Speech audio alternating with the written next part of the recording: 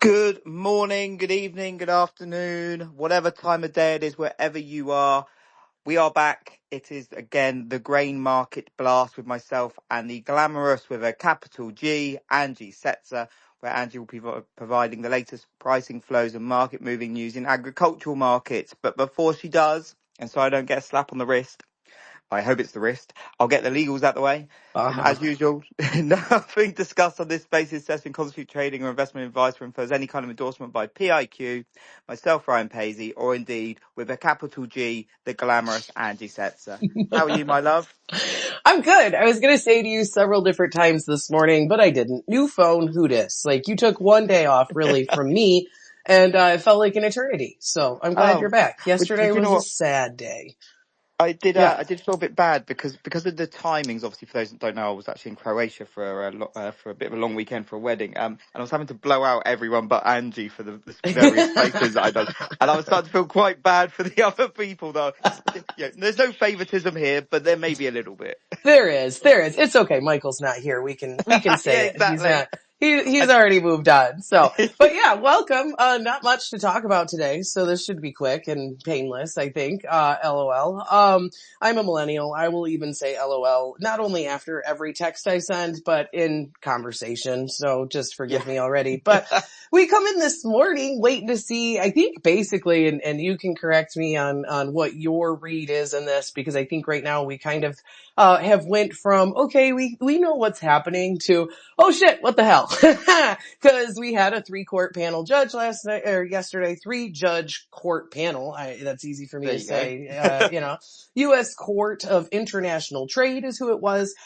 Which can I just say? Yes, Twitter is now full of experts on this court, I but love it. Yeah. until yesterday, no one had ever No heard one of had them. even knew this was coming. I was like, Although, we probably talked about it, but yes, well, although. although I've got to say, as Michael Brown brought up this morning, funny enough, onto the morning blast that we do, apparently JP Morgan were basically the only people on the street saying, guys, you've got to keep an eye on this Of court debate course that's they going were. on. Anything JP Morgan says you have to listen to. I'm just Well, saying, like and they lead you, they tell you little things if you're anyway. So we had this this panel of the U.S. Court of International Trade. So 3 judges. I think it's kind of important to point out that judge number 1, was appointed by Reagan, which is crazy bloody to hell. me. Yeah, that was only a minute ago, like 40 some years at least that they've been in that one position. So yay for them. But one was appointed by Obama and one was appointed by the first Trump term, or President Trump in term 1. Okay. So super interesting in that sense. And it did kind of, like JP Morgan had said, you got to pay attention to this, but it did catch some folks off guard that they had thrown it out, because we had sort of Nixon had been able to kind of get this pushed through, right? Previously, or at the very least, they'd kind of tried, from what I'm gathering here. But, from an overall standpoint, they basically cited several federal trade laws that, from an overall standpoint, they're just simply saying what a lot of folks had said initially, which is the president doesn't really have this unilateral power to do all of these things that they've done. Now, sectoral tariffs, yes. To declare that it is a safety thing or something like that, also fine. There's like section 230 something or other that, basically will allow for the blanket tariffs to be put on, but they only allow for 150 days worth of blanket tariffs. You know what I mean? And so from an overall standpoint, there's a lot of uncertainty over what this means. Next steps are they go to the Court of Appeals, and then basically it looks like the Supreme Court, like they might try to file for an emergency injunction with the Supreme Court. If the Supreme Court grants it. Go ahead. Apologies. My brain was a bit mush this morning, but I'm sure Michael Brown said this morning that they get 10 days to appeal. Yes. So we should find out in quite, it's not like this is going to be dragged out for months. So no. We should be getting some more color fairly soon, hopefully. And I think they've already filed the appeal. And from what like you said, like it's a very, very fluid situation. If you're listening to this in an hour, we apologize for being completely wrong. Because it's probably changed significantly. And like, I think at this point, it's just really hinges on if the Supreme Court says they will take it or not. And that might take a day or 2 or 3 or 7 or 10. I don't know. the exact flow of it, but I think the administration is really going to try to skip the appeals court and go right to the higher power, or the appeals court may just pass it along because it is something that is such a huge deal. So it'll definitely be something that we're paying attention to, just basically, checks and balances, like I'm just a bill sitting up on Capitol Hill and shit. Like that's kind of where we're at here. So, we'll see what all this, kind of plays out, how it works today, but you are seeing the administration basically say, if you continue to work on these trade deals with us throughout this uncertainty, you're also going to get more preferential treatment. India said, yeah, we're still working on it. We're coming into town. I think Japan's going to be in town soon. Like you've still got, some progress. And if you were a trade negotiator or whatever, and you really aren't planning on losing much in the way of, but in the end, if you're just kind of trying to negotiate and you're like, yeah, we'll buy some extra stuff and we'll roll back some things and it's easier than fighting with these tariffs or whatever. Well, I think you're exactly going to that. see, you're just. We saw from Japan overnight slash early hours this morning say they're going to look to buy more defense equipment from the US. We've said from the start the three easy things to buy are energy, agriculture and defense. And it seems like Japan they're already doing options 1 and 2, primarily option 1. Obviously they love a bit of US LNG.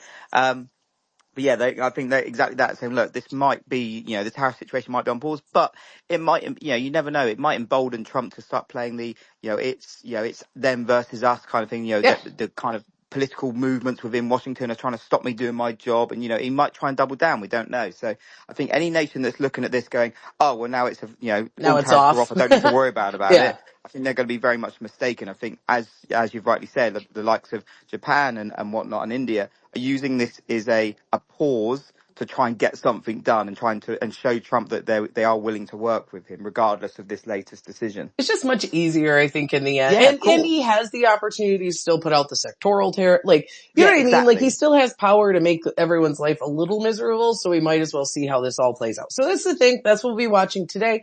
It mostly influences outside market movement, in my opinion, like, and thoughts of, do we go into a recession? Do we not go into a recession? And the worry over a recession is really one of the things that is weighing most heavily upon grains at this point in time. I would say it to a certain extent.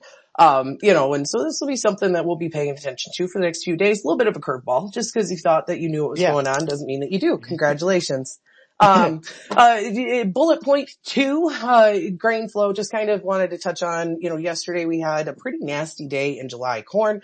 Lots of rumors started to float, and I think yesterday was a perfect example of, the market's doing something. We need a reason why. Someone's like, oh, we probably have some export cancellations because of yada yada.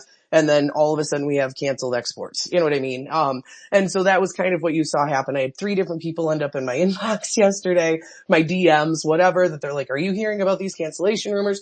Yeah, everyone's hearing about the cancellation rumors, but are they legit is the other question. So, when looking at it, there were a few folks that kind of said, oh, it could be, the EU. Okay. Well, the EU has 500,000 metric ton. That's less than 17 million bushels that's left to ship. Most of it is going into Spain for quick ship. Spain's getting ready to deal with a pretty extreme heat wave here. Very unlikely that they're going to cancel this supply of corn coming in because they don't, like, Brazil's not going to come into the market for them until about August or whatever.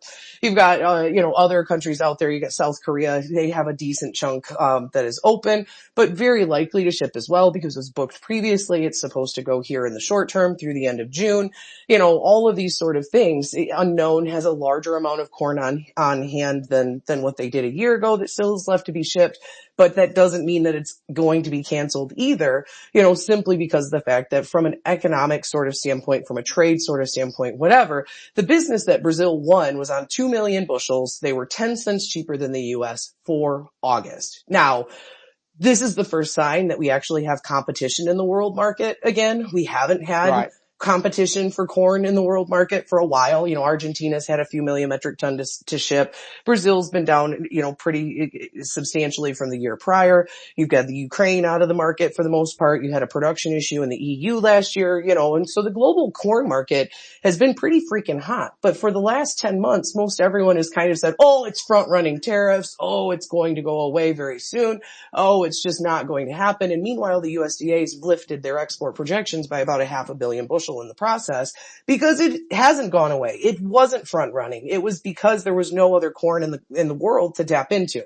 So now everyone's going to lose their mind in a short period of time because the US has competition. But the fact of the matter is, we ain't gonna have shit to ship in August. Like, honestly, like, we're just not going to have a ton of bushels to ship. We've got to maintain our domestic demand. And so, we'll see how this market kind of plays out. There is some thought that because the spreads have been weaker, because, we've seen a good flow of commercial grain into the pipeline, that the U.S. crop is larger than what the USDA had projected or something like that. And so that's kind of acting as a little bit of a weight as we have a bigger Brazilian crop come in.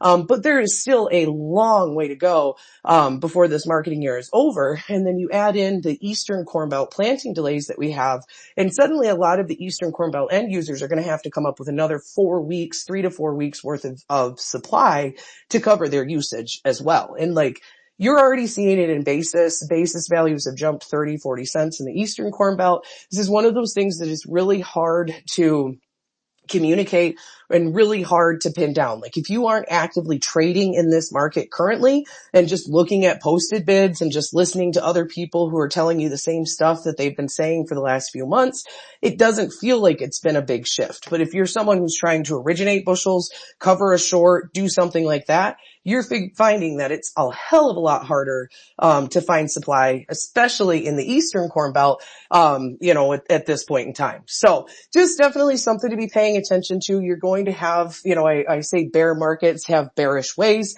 and so that's something that we're going to watch. A lot of folks are going to want to find a reason or support for, why we have this substantial managed money short.